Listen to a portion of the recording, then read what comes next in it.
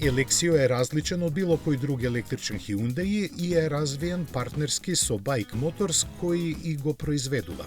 Димензиски е скоро идентичен со Kia EV5, но има платформа која работи на 800 волти.